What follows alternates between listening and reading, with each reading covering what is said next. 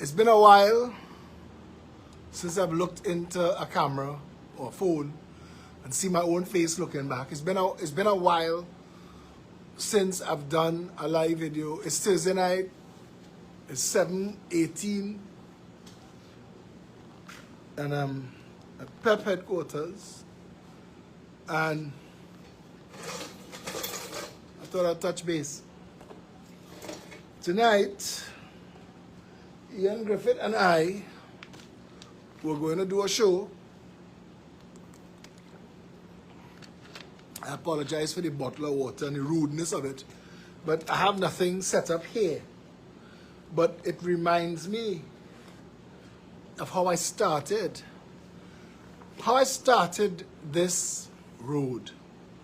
Because I look back at all of the things that demand my time. I look back at that, the size of that organization, the size of this organization, and I'm still just me. I'm still just Phillip Edward Alexander. Things have changed. We've lost some people.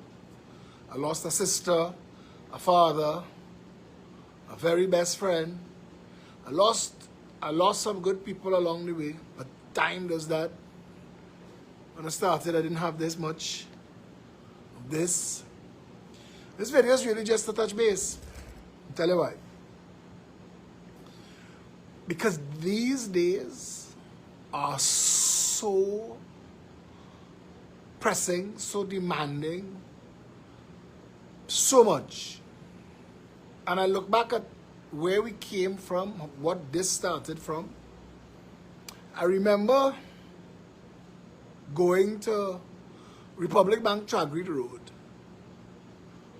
and I remember asking for 200 US. And the amount of stuff that they had to ask me for that 200 US, and it just pissed me off.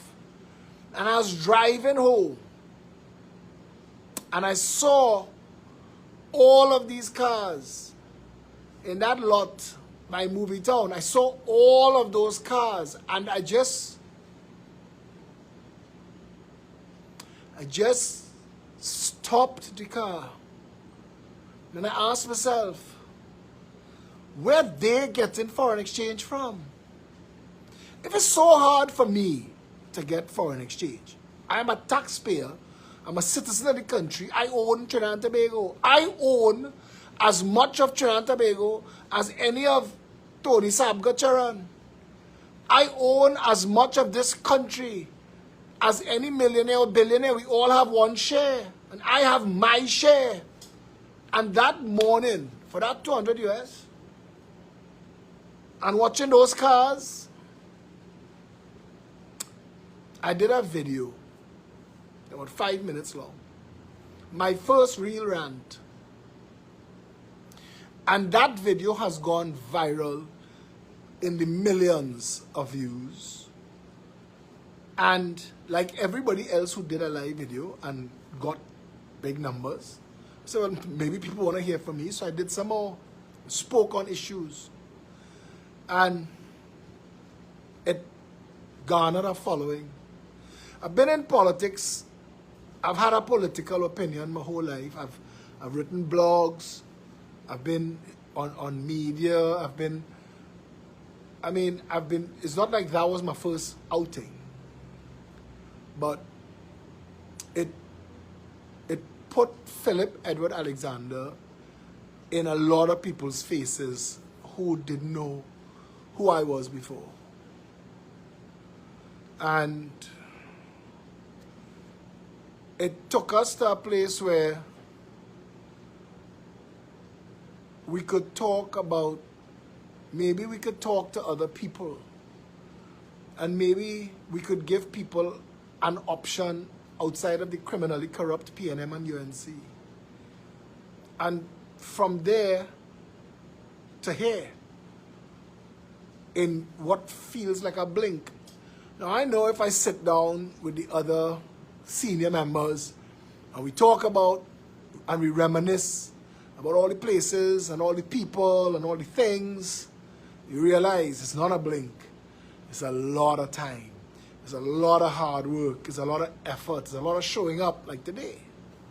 Today I'm dealing with a landslide at a property that we manage, one of our properties, and it required an immediate intervention. So we started working last night. From the moment the engineers told us we had to take action, we started working last night. We worked late into the night, and from very early this morning we continued. And that happened on a day that we had a sale because we closed down Grab and Go, because it requires a lot of management to do all the things we do. We own PEP Farms, Citizens Union of Trinidad and Tobago, the Progressive Empowerment Party, Grab and Go. Those are a lot of things. And you would think that it's very demanding to have what ostensibly is a group of political companies, and it is. And of all of the pieces that could have been let go for lack of management, lack of humans to fill spaces, Grab and Go being a retail business without the right people to look at it can't make money. And if it's not making money to feed into the coffers to make that a reality, we're not interested. So we pulled the plug. We said we'd run it until Christmas, which is this time. And so we pulled the plug. And we had some stuff to sell, left over, some chillers, some warmers. Some people brought toys and bikes and asked us to sell those too, so we have those at good prices. But today was the day of the sale.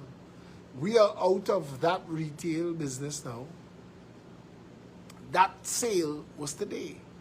So I'm dealing with a promise I made to Ian Griffith, who wanted to do a year in review for Citizens Union, the intervention team, and they've done a lot. And all of those things tried to happen on the same day. Couldn't happen. So we had to reschedule, even though I'm here with my Citizens Union shirt. But there are things that needed to be put in place for that show that couldn't be done today. If you go on my wall, you'll see I'm trying to track down concrete. Last night, I put up a post, trying to get ready-mix concrete for today. I finally got somebody. He came up. Actually, the first person who came up this morning. He wanted to do it, but his trucks were too big for the location. And but he helped, and other people helped. So these people came up and they do it. First truck reach after 6. But we're there and the team working, and I have good people with me. I have good team members, but I tell you, it's a lot. We're doing a lot. And a touching base to talk about some stuff. So if I ramble, if I meander, I apologize. This is not a planned show, but that backdrop that you see there, this is going to be Pep's media room. And when we say media room, all of our press conferences and everything that we do that has a public outreach is going to happen with that backdrop, the Progressive Empowerment Party.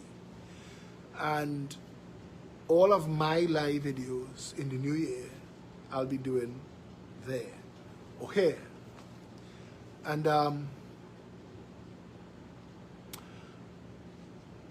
now,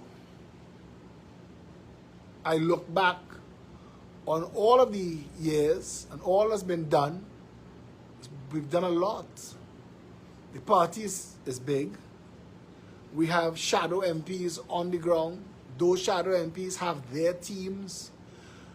We have teams in this party. There was a time that I knew every single person in this party and every position they held off the top of my head. Now, it's not possible. Party is big. And Satish Ramsaran, you all know his name, as party organizer. Akil Kamps is now deputy party organizer. I mean, we're literally throwing people into the fire to hold it together, because those shadow MPs are on the ground fixing things for people in their constituencies, giving them representation as real MPs should. And last night I asked on Facebook, what is the role of the opposition in our system of government? I'll give you an example. People reach out to me about some bank that need fixing in Bamboo, between Bamboo 1 and Bamboo 2. And the person said that their member of parliament, Khadija Amin, doing nothing about it. So I post exactly what the person said, and Khadija Amin came on the post and she made a list of the things that she did. But a lot of what she did was to call this one and call that one and post on Facebook, which I gathered from her is the limit to what an opposition member of parliament can do. And in our system, where the government appoints Speaker of the House, it's not really a fair system of parliament. So to say that they're doing anything in the parliament, legislating and any of that, that's nonsense talk. So I asked, what are we spending money on an opposition for? PNM or UNC or PDP or PEP or NTA or whoever end up as opposition. It's not about the personalities. It's about the posts. What are we spending money on an opposition if it can't do anything? If opposition members, they're drawing $33,000 a month plus perks, they get tax-free vehicles and other perks. What are they getting that for? Whether it's Rowley or Kamala or Watson Duke or Gary Griffith or Phillip Alexander, what is the point of the opposition? What does it do? So I asked that question. Senior politicians, people who out there long time, confused, they can't answer because nobody's ever asked that question. Nobody's ever disconnected it one from the other and asked, what's the purpose of the opposition? What are they supposed to do? What does the Constitution or the laws or whatever ask of them? And what are they given to be able to do that? And then, of course, UNC supporters who read the word opposition and in their minds think I am attacking the UNC because the UNC is the opposition, come to attack me and defend Kamala and defend UNC and talk about the Speaker of the House and how the Speaker will take them on and how the government is giving them no resources. And it's making my point. If you can't speak because the Speaker will take you on, if you can't act because the government not giving you resources, and there is nothing you could do about that, what's the point of an opposition if it serves no purpose? And I tell you, Trinidad and Tobago is as broken as it is because we just don't want to have these conversations. We don't want to have these conversations. We don't want to have the conversation that the President of the Republic signs some things that the Prime Minister tell her, go and sign that. And once a year, rides around in the back of an open Jeep and look at the army who themselves do nothing. We spend hundreds of millions of dollars every year on office holders and people in employ who do nothing.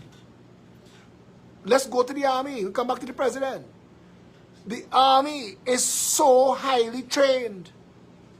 I am sure some of you would say you've seen a fat soldier, but I've never seen one, or not one that I can remember. Every time I think of a soldier, they're buff and they're ripped from training. Soldiers are, police, you're accustomed to seeing fat police wobbling in town. But soldiers are buff and fit and trained, and they train to shoot, and they train to suppress, and they trained in warfare. And Trinidad is a country that at war. How this little country have gangs, I don't know. How do we end up there? One day they said, I heard on the radio that we have gangs years ago, and I said, gangs? What's that about? How do you get gangs? How do you get to a point where you have gangs? How does membership start up? How does people say, hey, let's start a gang, let's get the word out? And and law enforcement not be able to do anything about it? Why are these 6,000 soldiers being paid to run around in the bush? Why can't we repurpose them into law enforcement? We've been talking this now decades. I remember they wanted to precept them, and somebody talk about soldier police and police not trained. Like, you can't train them over. Like you can't train them how to deal with people like police deal with people. Because I see a video where a policeman slap a man holding a child and push his face into a van. I don't care. Will you tell me, a man come on the chair and say, he looked for that? I say, how? What did he do? Tell me, what did I miss? What did I not see that he looked for that? Because even if he is talking to the police officer, that's his right. It's not like police reach and everybody just shut up and lie down and assume the position. So that's his right to speak and defend himself in conversation. So the police don't have no extraordinary right to slap him across his face and push him into the vehicle, bust his face, throw him in a car trunk. We transport Trinidadians in car trunks, and nobody don't see a problem with that. Nobody not saying that's a problem. But anyway, I don't want to digress. That gentleman, one of our lawyers reached out to us and said, that looks like police abuse, and we want to represent the gentleman. I put out a post. The family got in touch with me. I gave the lawyer the family number, and they dealing. And I had to explain to somebody something today. Injustice anywhere is injustice everywhere. Because it is not you holding your child, getting slapped across your face and slammed into a vehicle, doesn't make it okay. But that's another story. Obviously, the country could benefit from increased, highly trained manpower. They've used soldiers as attack dogs for police, send soldiers out with big guns walking around with police like a threat. Then lawyers say, but soldiers cannot engage the public. That's nonsense. Everything that exists, including the Police Service Act, is a law. Everything could be written as a law. Everything could be amended as a law. You could write a law today to transform the Trinidad and Tobago Defense Force into Trinidad and Tobago Supplemental Police Division and put the entire army into training for whatever it is you think you need to train them to deal with the public.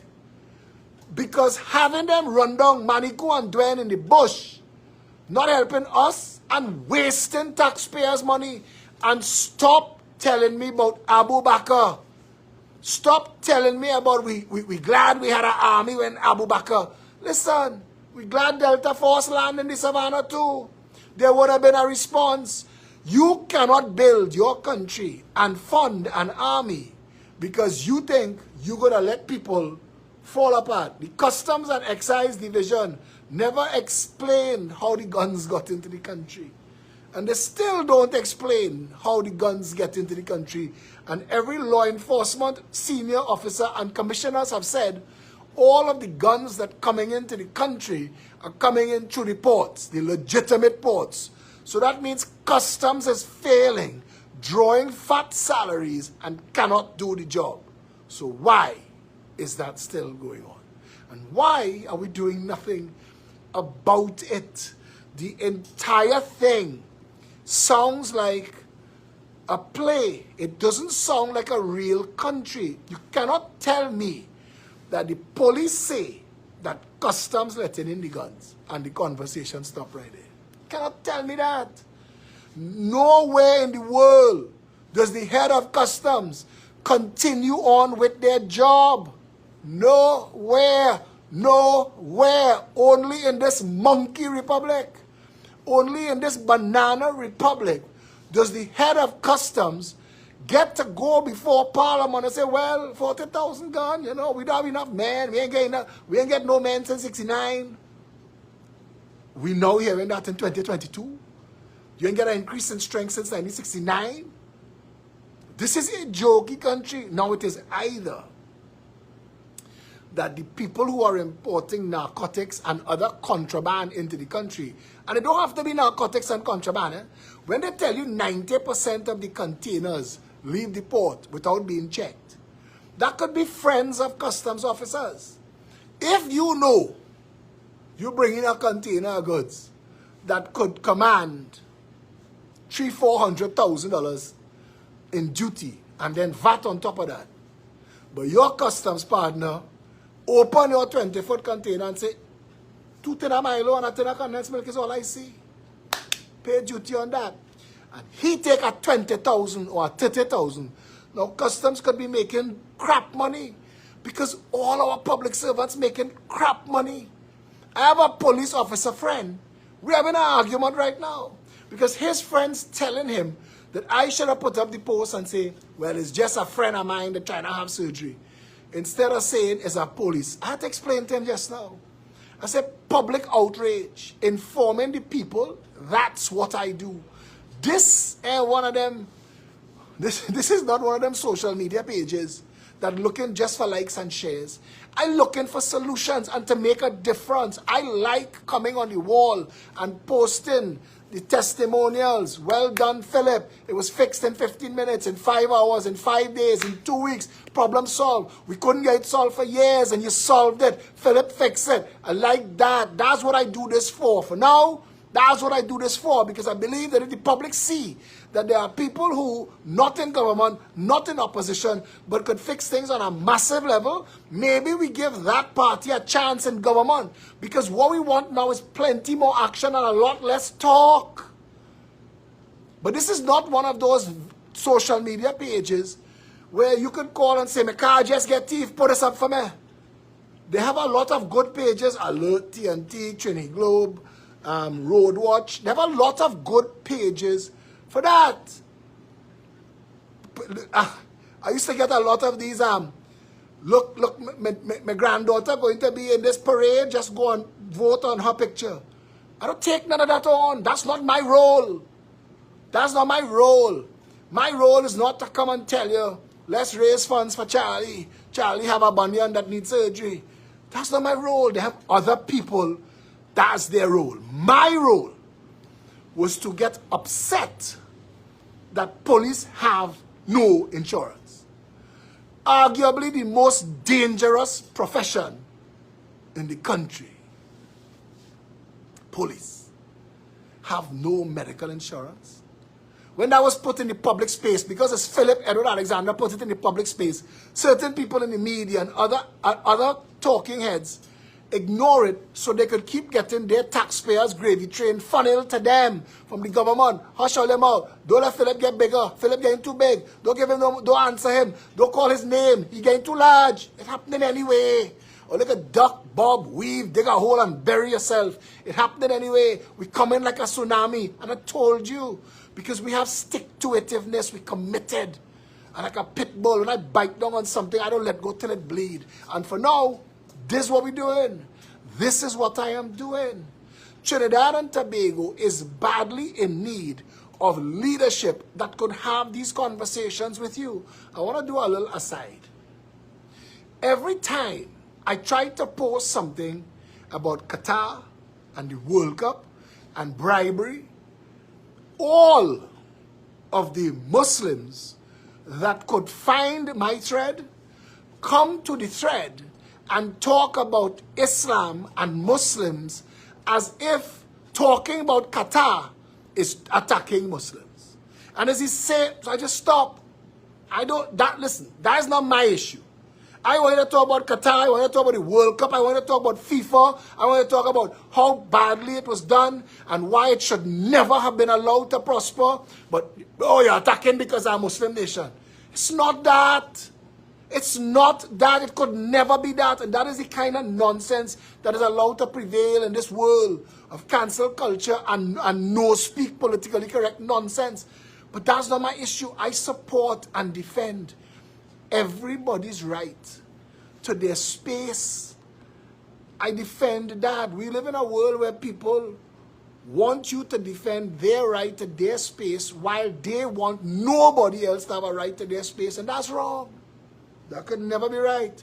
Not in my books. So when you talk about the opposition, UNC sycophants don't use the part of their minds that's supposed to say, you know, if the system not working, and them people drawing millions of dollars in salaries, and he talking about it to get us to a place where the system could work, then you could benefit from having your tanty and your auntie and your mama in governmental opposition. Fine. But your tanty and your auntie and your mama drawing fat salary, and you ain't getting nothing returned. Somebody posts on Trinity Globe media a picture of Kamala sitting down on a bench, and somebody puts his head in, looking very unbothered. And my comment was, this country is going down the toilet, it is falling apart, and until it's not, all 41 of these people should be very bothered. They're not supposed to be outside posing and looking. I don't get to pose. And I'm not in government or opposition. I don't get to relax. My head hot all the time. Everybody finding me for everything. And I have to assume that they're finding Kamala too. And if they're not, and if they can't, or if they do and she does nothing but be Indian and smile at you, and that's good enough for you, go to the back of the class. You are not helping. You are doing nothing better than the people who vote, who tell you they don't care if they have to eat Rowley shit. They vote in PNM. That's not helping any. Last time I watched a documentary on a country that got oil 50 years after us. 50 years after us. And they never had as much oil as us. You know what they did with their money? Let me give you a list. Because I saved it. Oh, but I thought I did. Yes, sir. Because I saved it.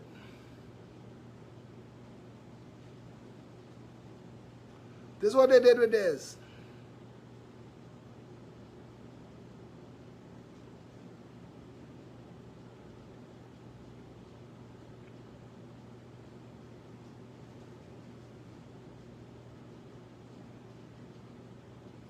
Universal healthcare,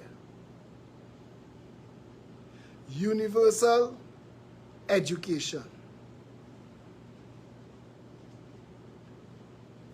universal healthcare, universal education. I'm not finding where it is, but I watched it and I was thinking to myself, how could Norway do this so right, and we right here. 4 reasons Norway is the happiest country in the world. Shorter work weeks. A work week in Norway is 33 hours. And everybody gets paid well. And you can't work nights and Sundays by law if you work during the day. Quality of life is important. Universal healthcare. You don't have to have a card. You just have to be a citizen of Norway. And you could walk in any hospital. Parental leave. Women get a full year. Men get paternal leave. Free university. Every single citizen, regardless of age, regardless of whatever, access to free university. That country has $250,000 US set aside as pension for every citizen. All of their oil money was put in a stabilization fund that is the most powerful fund in the world right now, because they don't draw from it. So it's just getting monstrous. And we in Trinidad and Tobago, we let people tell us support black wrongdoing, support Indian wrongdoing if you're Indian, support black wrongdoing if you're black. And it divided the country by bandit. It divided the country by people willing to say which is the lesser evil. That is insane. You cannot have lesser evil in your politics. Evil is evil. And we've had a rogues gallery. We've had people, I have seen people laugh and chuckle and say, the partner say when you're thieving, thief legal fees too. And they find that funny. And they'll go in that person's house. There are road contractors in this country that boast of the money that they make and how cheap politicians are to buy. They boast about it. They hire all of the Marshall Montanos and the Kesney bands for the children's birthday party, and all these little pommy one politicians there with the plate and the cup like fools, collecting taxpayers' funds and spending it like asses without a regard for what the return should be. You all who watching the Commission of Inquiry into Paria, regardless of the outcome, you know what you're watching? You're watching a process that is prosecuting an issue. And if you were prosecuting the issue of the failure of the roads in our country,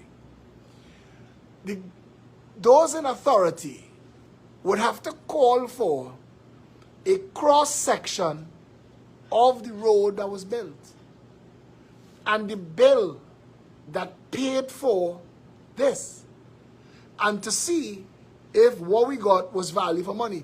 You see, if we're building crappy roads because we can't afford roads, well, boss, they can tell you, you're paying Crick's price, you can't expect to get cake. Cool, I understand that.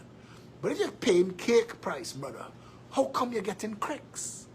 And we need to be able to see and to say, because all you need to do is arrest and charge one of those contractors. And with the likelihood of a stiff jail sentence ahead of him, they will sing like well-trained canaries of every prime minister and minister of works that bribed them and gave them kickbacks. Basdeo Pandey said that the politicians alone cannot be corrupt. They need the business community to be corrupt. They need lawyers to be corrupt. They need big accounting firms to be corrupt. There are senior counsels and massive international accounting firms in this country that are involved in the most reprehensible of behaviors.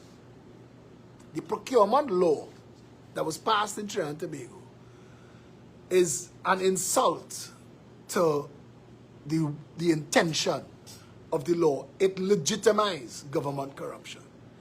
It was better they never passed that law. It is worse now because that law exists. Because that law exists, government can actually get away with criminal activity. Patrick Manning, when he got flustered by the rigor of having to have some of it was being trapped by the tenders board. You see, the tenders board was making it difficult. It was still free for all, and it was still feeding at the trough on corruption, but not all was going. So some was finding its way into the Heritage and Stabilization Fund, and some was actually heading into getting projects done. Patrick Manning was the man who removed the integrity of the tenders board by creating special purpose companies, EFCL, EMBD, Sport TT, VEMCOT, HDC, all of these things, UDCOT. Rowley himself said every child, every school child in this country knows there's a thing called UDCOT, and it stinks to high heavens. That was said in Parliament. That triggered the Commission of Inquiry into the construction sector. They named names. Recommendations were made for prosecutions, and nothing was done. Nothing was done. And our construction sector, silent as long as they get in the money. somebody else getting the money, they'll tell you all the things that are wrong. But once they're benefiting from the wrong, it's right. And Trinidadians are allowing our country to die. And they think that being Indian or African is going to help them when it finally goes to hell. They are seeing, they are sharing what's going on in countries like Pakistan and Haiti. Haiti is now, anything can happen. They don't pick up the phone and call no police. The phone ain't working, the police don't exist anymore. You could get to there in Trinidad in quick time. You could get to there. You could get to the collapse of law and order. We could get to there. With the Gary Griffith matter, and I just want to touch on this, with the Gary Griffith matter and the FULs, the court finally realized that the privilege of the parliament could damage people's reputations. And that ruling is an important ruling. That's going to go all the way to the Privy Council. And when it reaches the Privy Council, and the Privy Council rules that you cannot use parliamentary privilege and broadcast to the public defamatory statements on third parties who have no redress and who have no opportunity to answer. That is criminal activity under the guise of legitimate lawmaking. And everything that you could do wrong, we do it in Trinidad and Tobago. And I thought, you know what? If you give people enough information, they'll get upset. They'll get incensed. They'll mobilize. And they'll stand up for their country. Those 4 divers died because that statement I just made is a lie. Everything that is going on in the Commission of Inquiry right now, people talking about it, they call my name up on Akashvani this morning, and I appreciate it. People saying, why Phillip not giving any evidence to the Commission of Inquiry? All of my evidence, you can have it. Just play all the videos. Tell Lynch he could have all. He could have all. You don't have to cross-examine me. That's my voice. I say it now. That's me. But Trinidadians, hearing it now and holding their navel and crying long crocodile tears. But we were begging people, come and hear this, the insanity that the management of Paria is using the Coast Guard to stop people rescuing people trapped in a pipe. No, all the nonsense Piper talk, they need to jail his ass.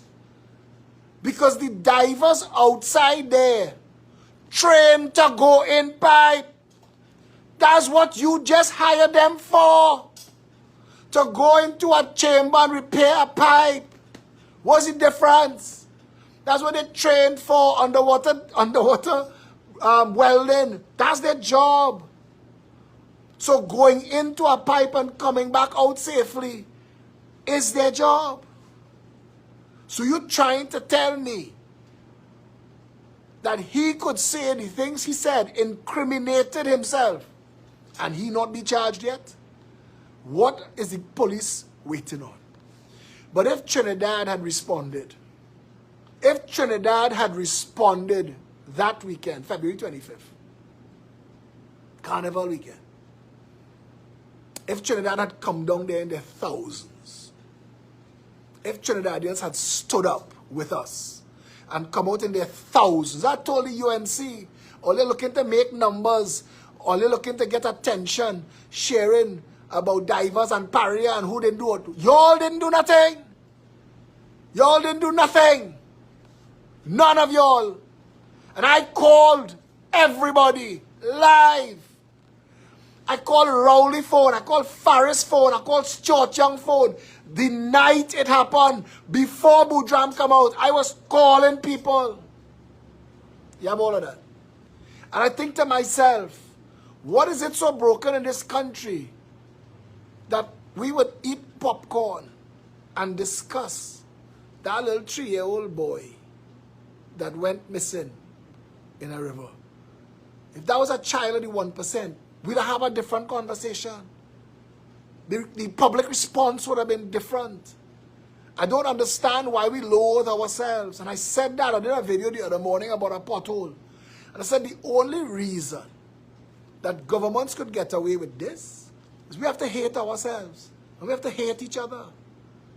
So I am one of the people who quoted David Rudder all these years.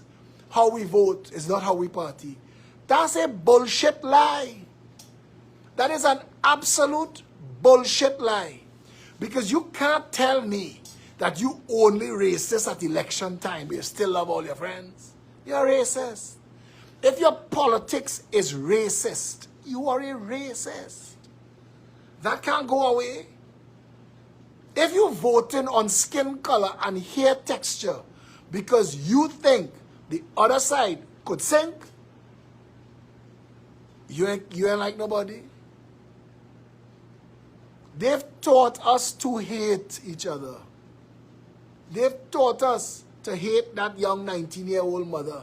We don't have to hear her story. Guardian and Express and Newsday will put up pictures of that woman to sell papers. But if a Syrian businessman get raided and they find underage prostitutes from Venezuela and drugs in his place, they will put businessman from Westmoreland.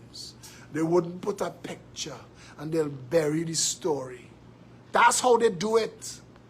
But that little Indian woman, her child, it had to be she responsible. It had to be she looked for that. That's how they trained us to hate each other. It's why I asked the question, Fatima College and Mokorapo share a wall. One is a prestige school, the other is the avowed failed school of Trinidad. Failed. It is acknowledged as the bottom of the rung.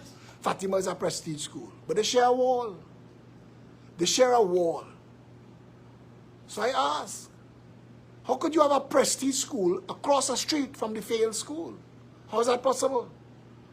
I say, they get the same funding, supposed to be the same curriculum, the teachers coming from the same teachers training college, under the same Ministry of Education. So how could one be prestige and the other fail? Consistently. And people say to me things that border on the most ridiculous racism, that the community is responsible. I'm watching what TTT do with this Kareem Marcel fella, and saying they're trying to use the situation to make it sound like David versus Goliath. He rose above his circumstances in the beat-up. So I ask, why would Beetham have those circumstances? In the third wealthiest country in the world, why would Beetham be Beetham? Why would he have to rise out of circumstances that should not exist? Why are they enslaved? Why do the banks not lend money equitably, equally across the board? Why is Unicom using poor black masons to fix the pavements on Arapita Avenue that Unicom is getting massive contract for? Why is Unicom a bank counter building company prior to the Alsing husband ending up in the parliament and as a minister? Why now they're getting public contracts, fix President House, fix the Red House? You could kind of segue that because it have windows and doors. How you end up on pavements when you have URP and CPEP and Port of Spain City Corporation and Ministry of Works and Ministry of Local Government?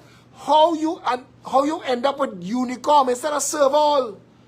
How did you end up with that? And how do Trinidadians sit tonight knowing that and not be outraged and not be upset?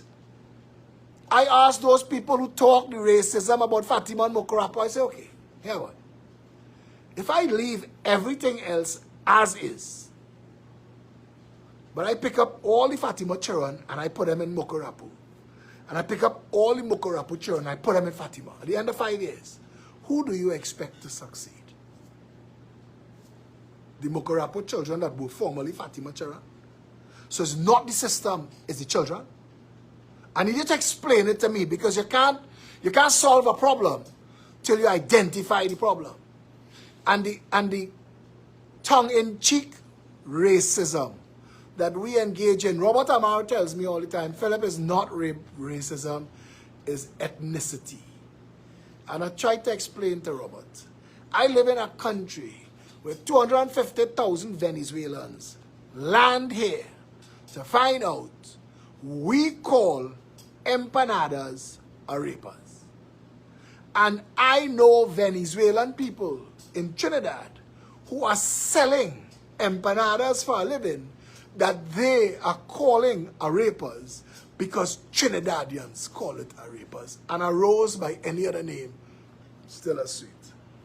So whether it is in fact ethnicity and not racism, this is how we know it. If you're going to make a point, you have to speak to people in the language that they understand. If you try to teach them something different to make the point, you're going to lose them along the way. But all of these things I've been talking about for all of these years. Wayne Sturge told me, he said, Philip, you know what I checked? This is Wayne Sturge, criminal lawyer. You have an interest in this. He said, Philip, I checked the 20,000 children every year that do SEA. And I follow it for 5 years. And the numbers suggest that by the 5 years after the SEA, almost 50% of them have either dropped out or failed out of the system. That's almost 10,000 children at the age of 60. 10,000 barely employable people. Now, outside there, at the age when your hormones drives you to want a mate, and in this country, in this world, under this media, so not just social media, entertainment media, everybody's told who you had to be, what you had to look like, what you had to be wearing, what you had to be driving, how you have to be living to be able to get the best. And everybody aims to mate up. Everybody wants somebody better than them. This is what is driving all of our crime. Our failed education system is what is giving police people to run down. Because when Harry call you and say, hey, come and join we gang now, they just give me $500 a week just to be a member, you know. Yeah, just to be a member, I come in for my 500. So after you take $500, and they call you, and they tell you, tonight we're going to put on our work. You say, no, I ain't sign up for that. So what do you think you was getting $500 for? And if you ain't going to do it, they may want their money back. They're going to take it out on you. And that's all of a sudden somebody who would not even contemplate crime is now a criminal. Just so. By poverty. By deliberate design that obliterates any chance of this country being functional. So you have a Ministry of Education that is dumping 8,000 to 10,000 future criminals out into the system. Now somebody say poverty doesn't drive crime. And I agree. But if you live in an urban environment, poverty may not drive crime in the rural parts of Trinidad, where you could pick some dashing bush and light a fire and roast some dashing bush and eat that. In town, the only thing that is yours that you could pick up and eat is a stray dog. Cat, maybe a rat. But there's nothing else available. Anything else you touch is somebody else's property. Anything else you touch belongs to somebody else.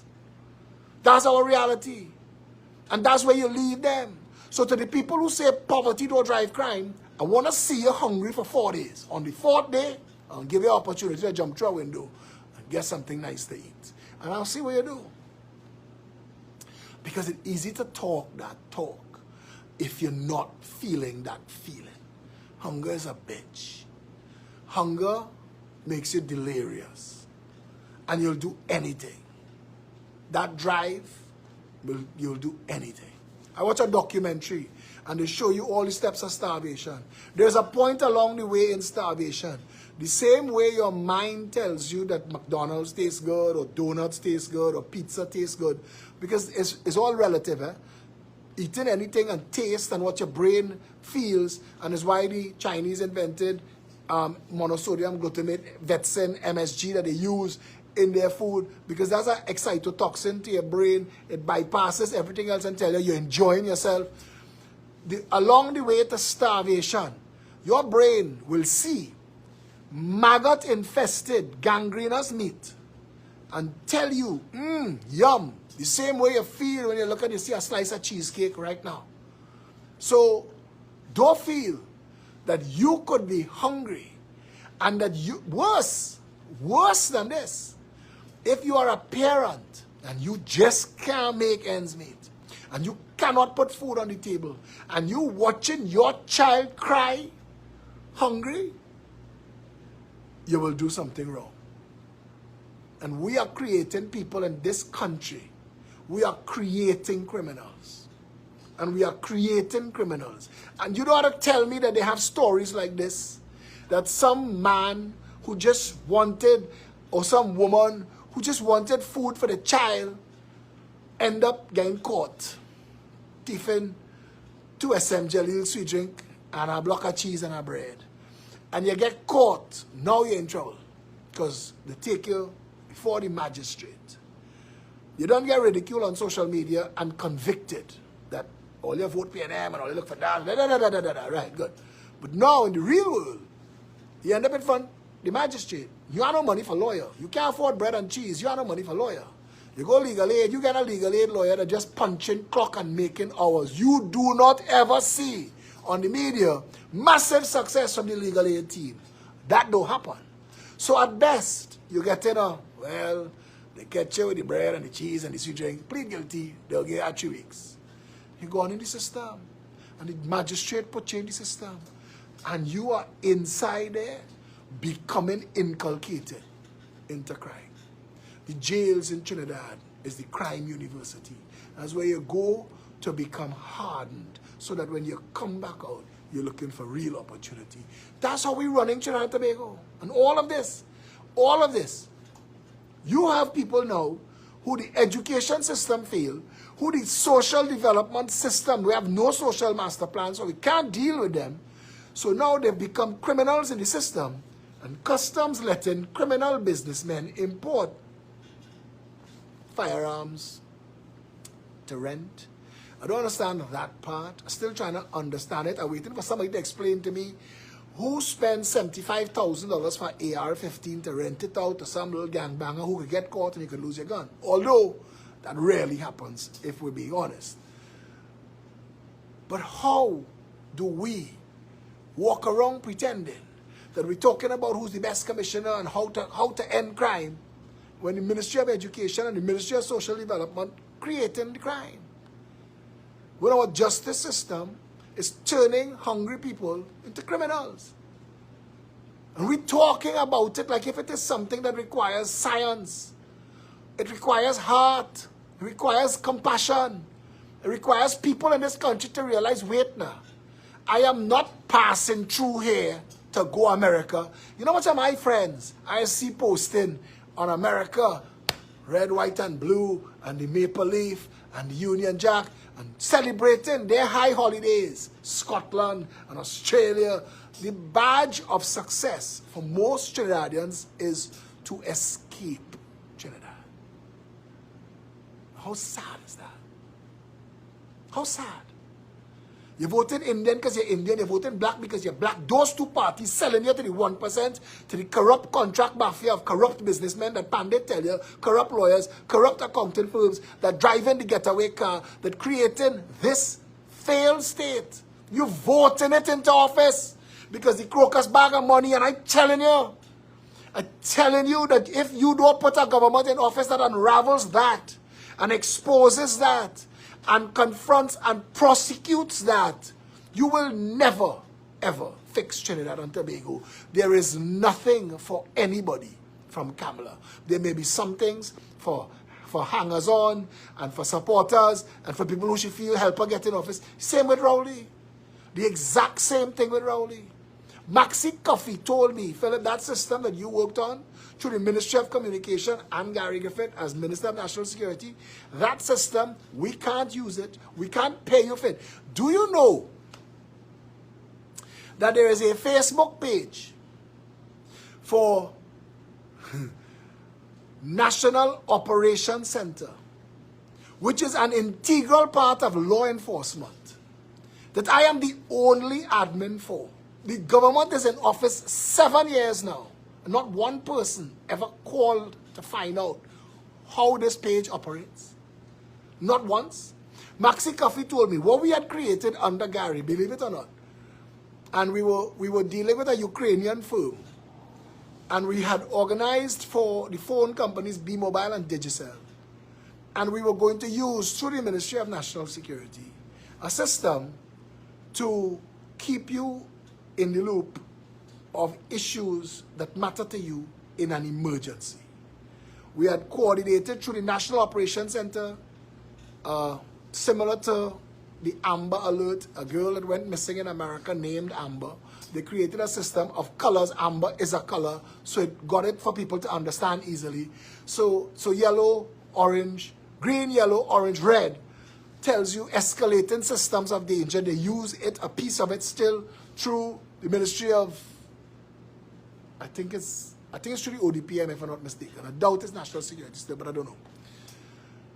And we had organized all of that so that in a crisis, so that if I heard that, you know, for a while there, every time you were saying on an average Friday, coup in town, thing, everybody rushing, office closed down, everybody on the street, you'd get a text on your phone saying, that's not true, ignore it. Fake news. And it was just for that. That system was created for that. To manage people's awareness in times of heightened emergencies or where fake news was damaging to the society. Maxi Coffee, on the day that they got into office, Maxi Coffee was my editor at the TNT Mirror. Maxi Coffee sought me out to write for the TNT Mirror when he took over the TNT Mirror so that he could have my column on a weekday and a weekend. Maxi Coffee, who sat with me and cried long tears and asked me to beg Gary, as the Minister of National Security, to put some ads his way, which I did, which I got. That Maxi Coffee had no problem telling me, well, Phil, you ran against Keith Rowley, so we can't do no business with you. I said, I don't want to do business with you. This is a system that's for the country. He said, we prefer to shut it down. I said, but I'm not in the UNC. They thought that's your traditional enemy. I ran as an independent. Doesn't matter. And that is the insanity of this country. Not that I needed it. Not that it could make or break me. No problem. Shut it down. No scene. But that is our country. That is our country. Maxi Coffee still talks to me on a regular basis. Now that he's back to somewhat, you know, he's spending his last years in living waters, pulling on the hem of Jesus' garment, hoping that if they have a heaven, he doubling down. He making sure hedgy bets in case he don't go to hell. That Maxi was right and asked me my opinion on stuff. He was doing some I don't know if it was a thesis, some program he was doing in the university, and he write and he asked me some questions. And even after all of that, I help him. I have no problem with that. If it's beneficial to the country, why not? Why not? People ask me, why don't you join up with the other parties? My question is why? What do they bring to the table? Look at all. Look at all. Start with Michaela Pandey. If Michaela Pandey's last name wasn't Pandey, did you take her on at all? If somebody that was as close to as failed a politician as she is, the only thing that still keeps her getting likes and shares on Facebook is that her father is Bastio Pandey and was a prime minister and a political leader of the UNC. Start there. Start with that. Start with the PDP. People ask me, why you all not join up? Look at what's going on with the PDP. I try to not have an opinion. But from the moment it became Watson Solomon Duke, founder and owner of the PDP, I said, but it's a joke. This is a joke. People tell me, oh, you bow out of politics twice. I said to people, that's integrity. We built the Progressive Empowerment Party. It has hundreds of thousands of dollars of assets that my and others, but a lot of my effort got. It has name, it has recognition, it has brand. You could sell it. Somebody could become the political leader of the PEP and take a 10 million from the UNC and sign up with them and everybody going down the road. But the day we ran for election and didn't win, I stepped down immediately. It's not the same to say you're calling an election while you are the political leader.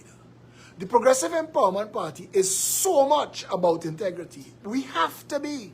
We are under a continuous microscope. They don't give us they very rarely open the door for us with our successes, but they're always there for our failures, and they want to make sure that they see. Our policy is the political leader appoints everybody that has anything to do with contesting an election. There is a chairman, and there are other systems in the party that is elected outside and separate from the political leader. But when you elect a political leader, he appoints or she appoints the deputies, the party organizer, and everything, because it's a war, and that's the general, and the general has to appoint everything that works with him. The flip side of that is, you go to the war and you lose, it is automatic. Your leadership comes to an end. Election night. If you win, you are no longer the political leader of the party. You're the prime minister of the country. That's a different business altogether. You can't be both. Either way, if you are the political leader of the Progressive Empowerment Party, on election night, you stop being political leader, win or lose. Because if you lose, you automatically vacate.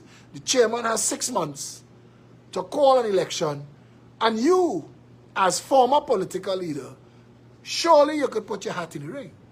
There's no stopping you for that. But you have no control over that process. Internally, you are just a candidate again. Not like how Kamala and Keith lock it down, hold the party, hold control of the party, and force themselves to be elected. Frighten away any real challengers.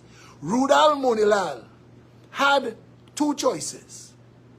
Fight Kamala and win and take over the party, or fight Kamala and lose and be lost in the wilderness. They have him sidelined so bad now, but he's still the only real contributing politician left in that party. Not that I carrying any brief for anybody. I'm just telling you that that's how they do it. When NTA was formed, and I said it publicly, I said, Gary, that was a stupid move. That was a stupid move. You do not have what it takes to run a political party. You don't know what it takes. All you could do, all people are doing, is forming parties to link up.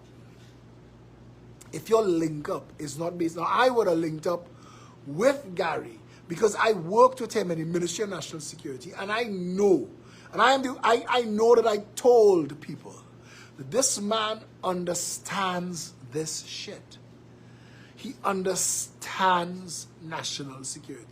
He also has a very good understanding of sports. Gary would be a good minister of sport, if not minister of national security. And that's his role. You see, my skill set is that I have a very analytical mind. I'm 55 now, and I know that I have a window of time like everybody else. But I have a very analytical mind, and I have the ability to solve problems. It happens without my involvement. It happens unconsciously a lot of the times. I tell people, I say a lot of the times I am speaking to you, words come out my mouth, I hearing them for the first time. And if I can't solve a problem, I will go and research it. www.21policies.com. Those 21 policies came out of years of research for a book I was writing. I thought, you know what? I'll write a book. That was going to be my contribution to Trinidad and Tobago. I was going to write a book called Reinventing Trinidad and Tobago, and it dealt with everything. It dealt with the parliament, the failure of the system, why we don't need the Senate, why we don't need the president, why the Ministry of Local Government only exists because we carried on a system from when it was going to be the Federation of Caribbean States. We carried it on without interruption because the Queen just wanted us gone.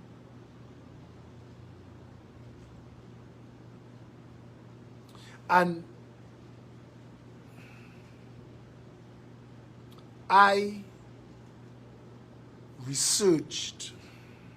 I wanted to put it a better way. But I spoke to a lot of people. A lot of people.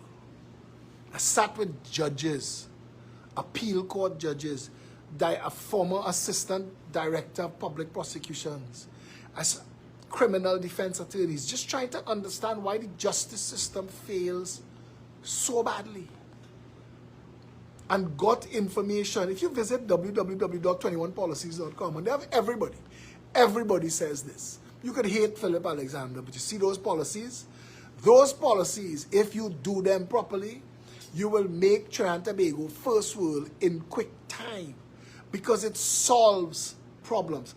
And more importantly, running a political party is, I say this all the time, it's like running a government. It's about man management and woman management. It's about team management. It's about getting people in position and getting them to do the job that you want done or that the objective of the organization. In fact, politics is harder than government because we have to rely on volunteers. We don't have deep pocket financiers that we could turn to and pay everybody. So we have to rely a lot on volunteers, on the kindness of good people. When in government, those people who doing those jobs join a fat salary. So they're happy to do the job. Here, it requires a certain skill set to get people to want to give that much of themselves for nothing, just for the glory of fixing their country. So you have to, unlike being in government, where you could put out a career opportunity ad and give people paying you $15,000, $20,000 a month and all the best and all the brightest will apply. Here, as a political party, who joins? You have to find people's skill sets and see who fits best where and try and make that work. This party was formed January 18, 2017. All of the people that formed the party are still in this party. People who have been in senior positions in this party are still in senior positions. That's what to say. We've not lost a few along the way. And in politics, a lot of people jump on board thinking, look at Bright Spark. I'll hitch my wagon to that. And if they don't get responses the way they want or as fast as they want, they look for another Bright Spark to hitch their wagon to. And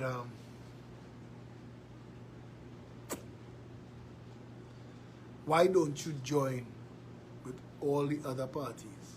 They tell me, excuse me, they tell me the PNM is a common enemy.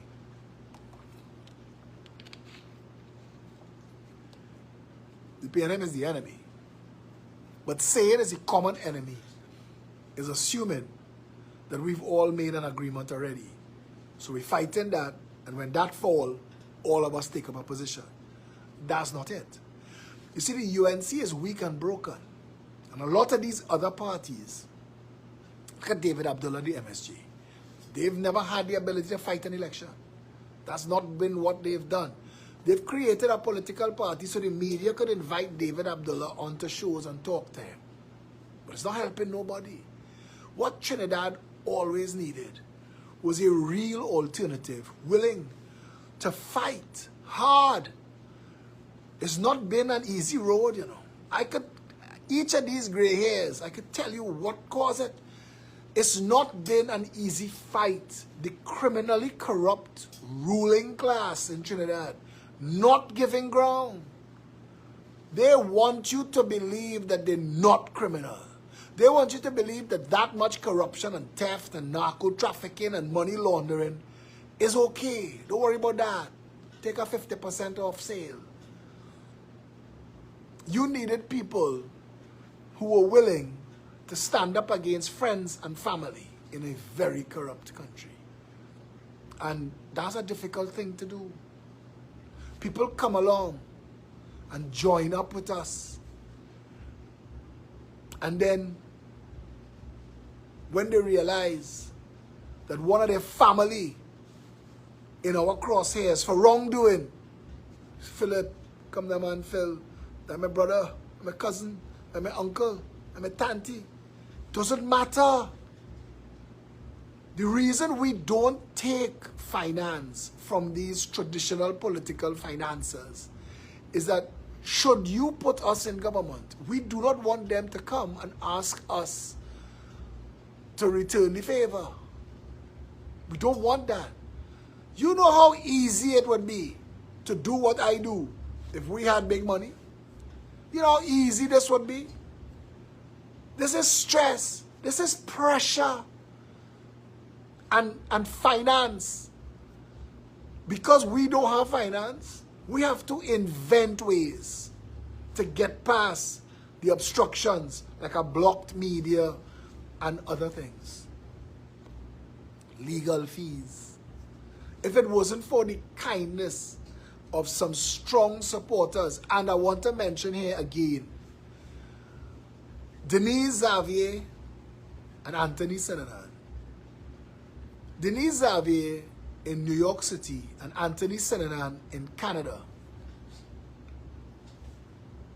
made themselves available to me at a time when I felt the first onslaught of an attack within the party that was supposed to destroy the party because it was severe and it pulled people out that I thought were loyal to me, but they were loyal to a system that wanted to benefit, and if it wasn't benefiting the way it wanted, they were going to pull out. And we had to stand firm. And Denise Xavier came along, and Anthony Senanan. And one took over PEP Canada, and the other one took over PEP New York, which really handles much of what goes on in all of the other things in America. And they've stood like rocks with us, and they've helped us raise funds through the foreign diaspora. And I want to thank all of those foreign-based Trinbagonians who've escaped this shithole, who've escaped the latrine pit. I never understand. I can't understand. And I tell you all this. If ever I escape it, if ever I finally reach the point where I say, this can't fix and I can't take no more of this, I take in my family and gone. If ever I am on the outside of Trinidad and Tobago and I am surfing, scrolling through cable and pause on an international news story that says Port of Spain in revolt, fire burning down everything, I would continue to channel surf. I'm not even picking up the phone to call people who I know that's still there. Because if you're still there and you didn't stand up to fight for it, and I tell you all for years, we not becoming Norway, we not becoming Dubai, we are not becoming Singapore, we are becoming Venezuela, we are becoming Haiti. There is a lot of bad news in our future if we don't stop this. If we don't put ourselves as owners and voters in the space of our what looks like our certain destiny. But anyway, to those people who have escaped, who live in first world lives, that still look back and still trying to help every chance they get. And it is them that made it possible for us to stand up to the contract mafia. It is them that made it possible for us to stand up. And yes, there are a lot of other good and decent local Trinbagonians. Don't get me wrong, the entire party is built on that. But I'm saying, and I need to say it clear, to the foreign-based Trinis, thank you very much. From the Progressive Empowerment Party, thank you very much for all you all have done.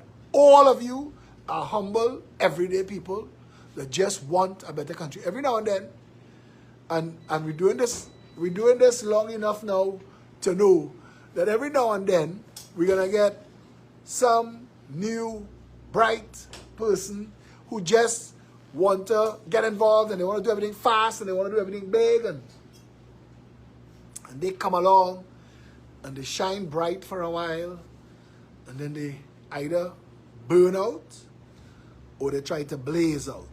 Either way, doesn't make a difference to the mission, and the mission remains. If you are in politics in Trinidad and Tobago, it could only be for one reason: to fix Trinidad and Tobago. If you are in politics to fix yourself, I have zero interest in you and your politics. I do not think, and Gary's telling me I call his party name too often, and that's true. I haven't called it for a long time. But I don't think that the mission, I don't think the mission is being served well outside of the Progressive Empowerment Party. I'll say it like that. I'll say it like that. It is only the Progressive Empowerment Party that will take the fight to the banks. It's only the Progressive Empowerment Party that will make sure education becomes prestige education for all. It is only the Progressive Empowerment Party will end the stranglehold of the water mafia. There's a water mafia in Trinidad and Tobago responsible for you not having water. There's a water mafia that is making money from bottled water or truck-borne water or water tank and water pump or desalinated water. That water mafia, those businessmen and women who benefited to the hundreds of millions of dollars on your sufferation, only the Progressive Empowerment Party will end that. Only the Progressive Empowerment Party will terminate the special purpose companies and rebuild a more transparent, a more vigorous tender system. Only the Progressive Empowerment Party will remove the stranglehold the banks have on this economy. Only the Progressive Empowerment Party will secure the borders and end the contract, end the contraband trade, end the money laundering and the drug trafficking. Only the Progressive Empowerment Party will move the port of Port of Spain to a massive facility in Point Lisas where every single container is not just scanned, it is unstuffed on the port. Only the Progressive Empowerment Party will put a ring of sonar boys around this country and a network of radars and protection and cameras to make sure that every marine craft that lands in a yacht club or a yachting association or comes into a port is duly checked by customs and immigration. Only the Progressive Empowerment Party will do that. Only the Progressive Empowerment Party would do that. Only the Progressive Empowerment Party would create a police internal affairs unit to get rid of rogue police officers to prosecute them. Only the Progressive Empowerment Party. Only the Progressive Empowerment Party has said the solution to the justice system to end the waste of human life and time is to put a timer on the system. If you arrest somebody, you have 24 hours to charge them or release them. And if you charge them, you have 6 months to prosecute them or release them. And if you're prosecuting them, you have 1 year for the case or the case collapses. You need a justice system that works. And if you can't prosecute somebody in a year, you don't have a case. You don't have a case. And you cannot take away somebody's essential liberty while you hunt for evidence. That's not how it works. That's not how it should work. Only the Progressive Empowerment Party will put the Solicitor General back to work, putting a cap on legal fees and briefs from the state. Only the Progressive Empowerment Party will give you zero deposit, zero interest for 30 years for first-time homeowners up to $1.5 million to put families back in their homes so that the schools could be zoned, so that the schools could become 10-year schools, so that the families could grow together and children could grow with their friends and build lifelong bonds.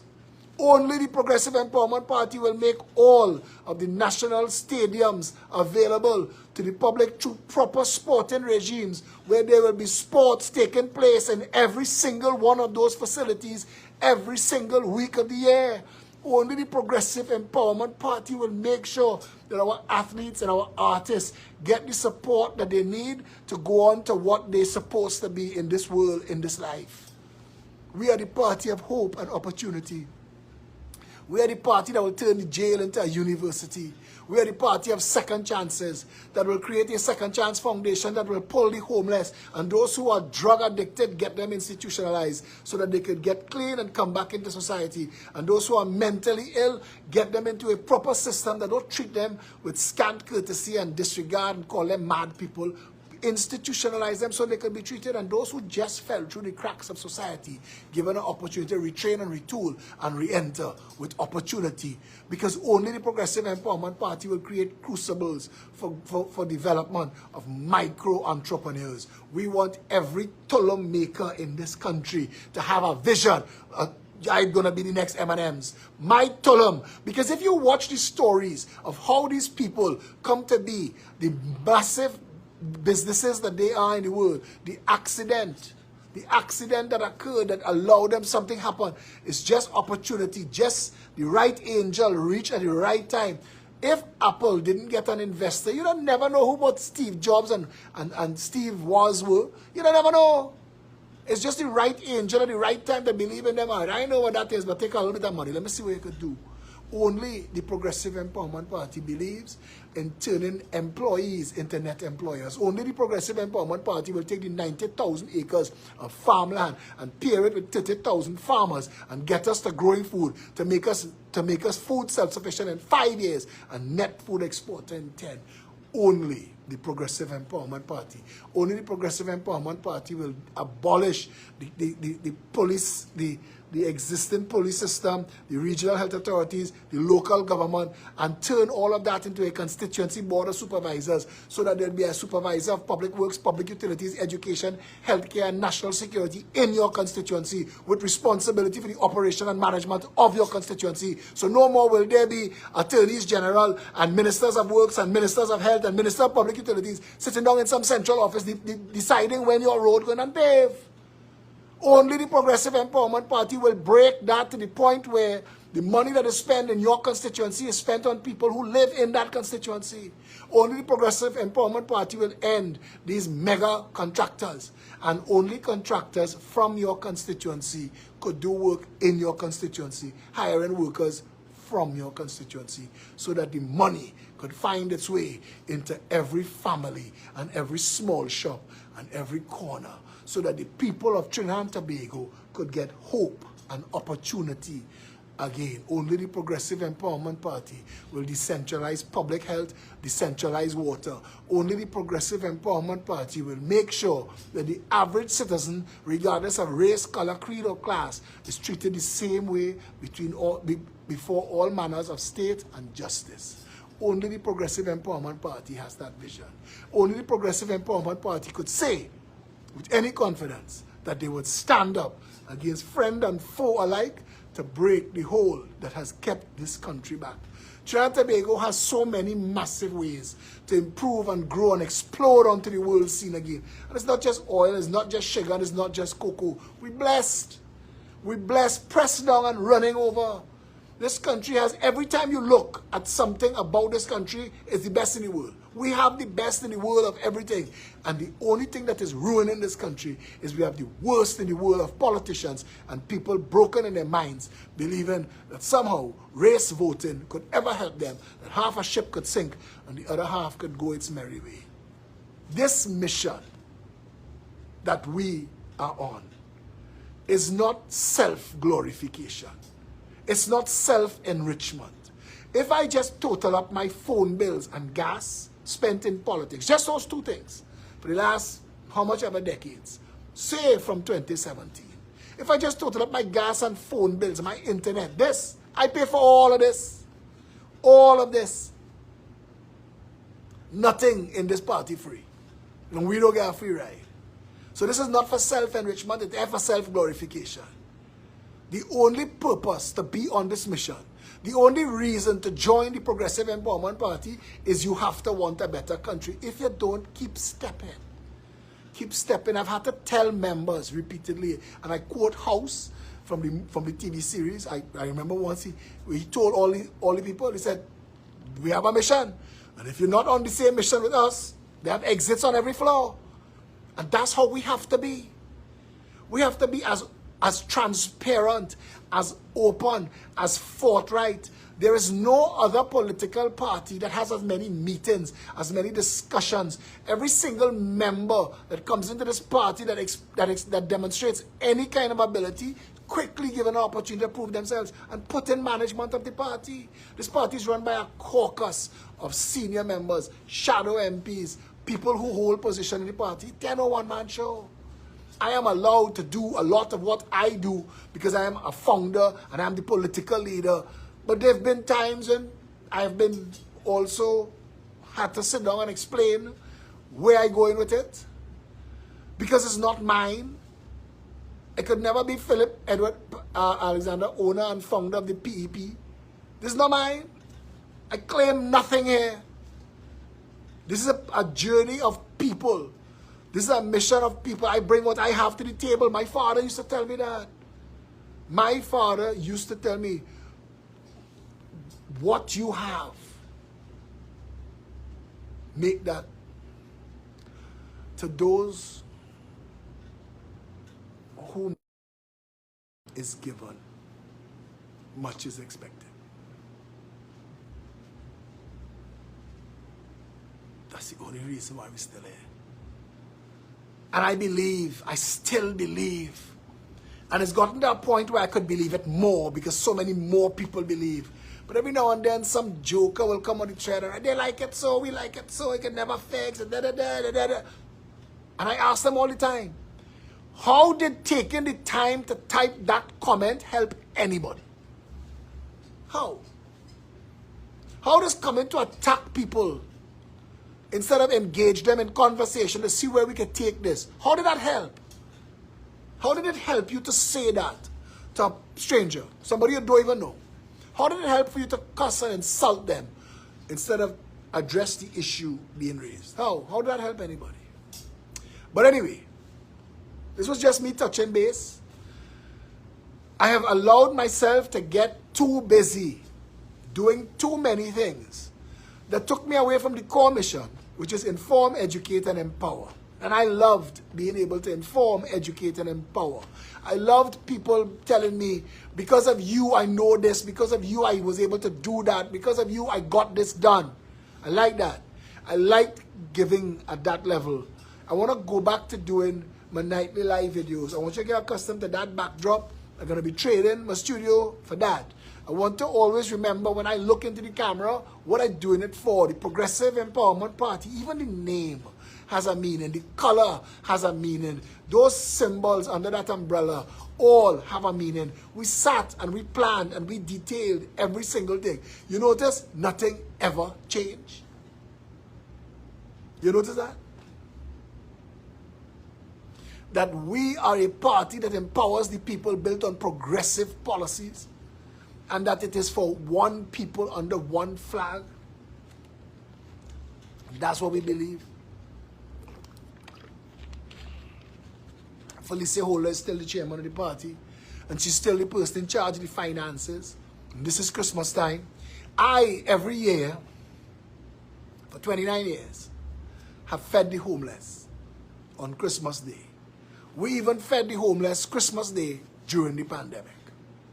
And I want to feed the homeless again this Christmas. Every single time I have fed the homeless, it is because other people have helped me do that. I would like to appeal for your help, for donations again, to pay for lunches, 1, 5, 10, 100, whatever. Generally, it's between 200 and 300 people we feed. Sometimes we get 500 lunches. Any lunches that we have left over, we donate it to the Living Water community, who also feed the people on Christmas Day. If you would like to help us feed the homeless and the hungry people Christmas Day, please reach out to Felicia Holder, 769-4590.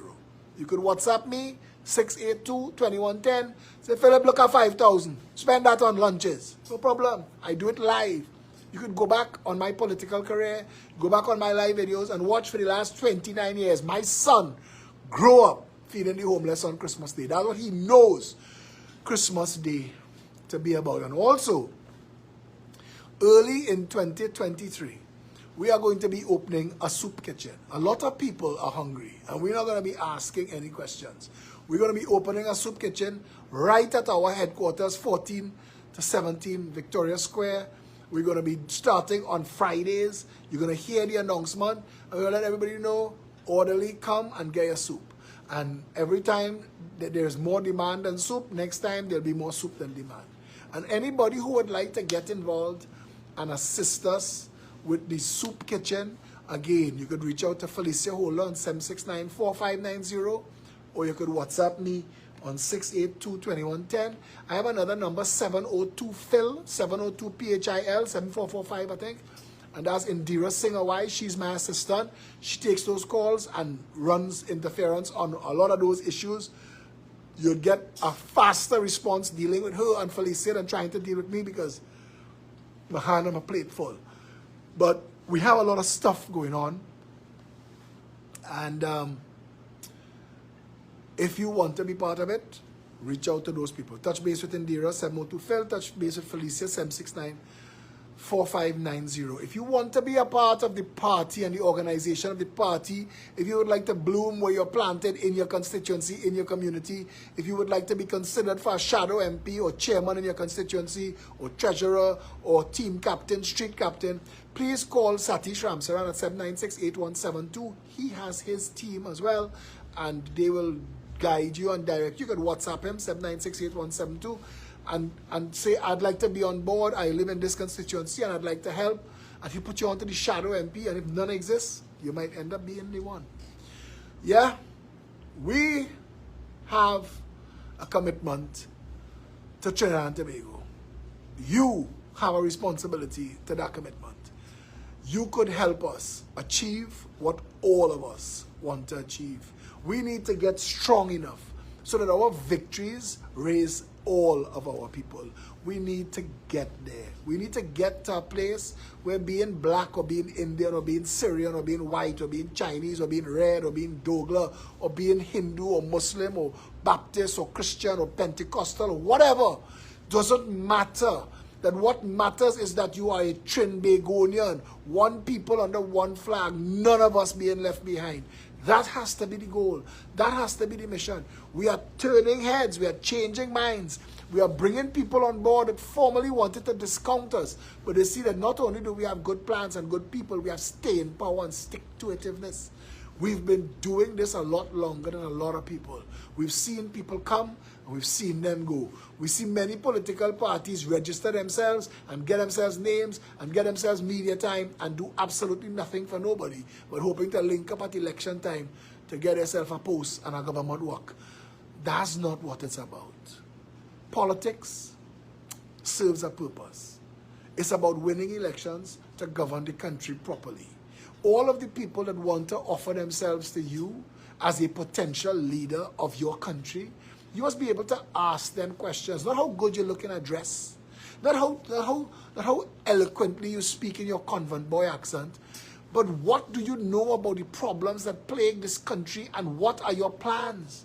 And you could tell when somebody explains a solution to you how well they understand the solution. The Progressive Empowerment Party opens itself to debates, to interviews, to people calling in on the phone. My live video as we start 2023, one of the features of it is every night there'll be a call-in. You can call in all the time because I like getting asked questions and I like giving the people, even the haters, the chance to have their say. At the end of the day, we live in this country together. At the end of the day, all the shocks and all of the madness affects all of us. And I have to go because I know I'm running out of battery. But until the next time, I guess. I can't say until tomorrow. But until next time,